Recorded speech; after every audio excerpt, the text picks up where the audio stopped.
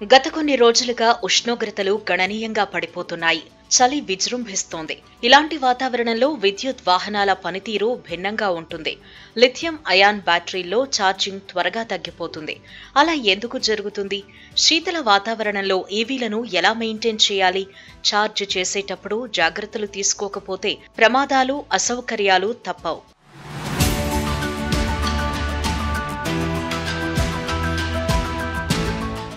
శీతాకాలంలో ఈవీల పనితీరు సాధారణం కంటే 20-30% తగ్గుతుందని వాహన నిపుణులు చెబుతున్నారు. దీనికి 2 ప్రధాన కారణాలున్నాయి.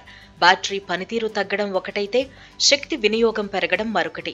ఈవీల లిథియం అయాన్ బ్యాటరీలు 15-25 డిగ్రీల సెల్సియస్ ఉష్ణోగ్రతలలో సరిగ్గా పనిచేస్తాయి.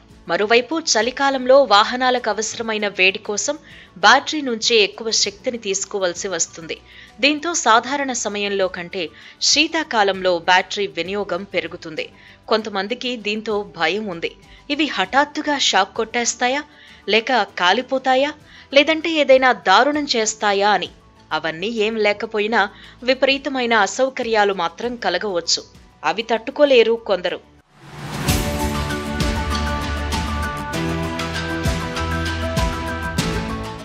మరోవైపు చలిలో రీజనరేటివ్ బ్రేకింగ్ వ్యవస్థ అంత ప్రభావవంతంగా పనిచేయదు.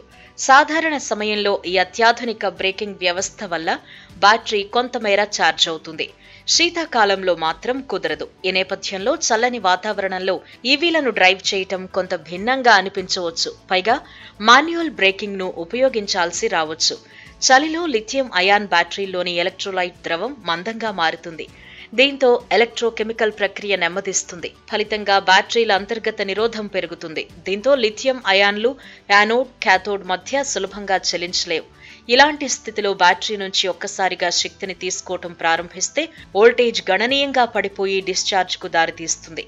ఇదొక ప్రమాదం.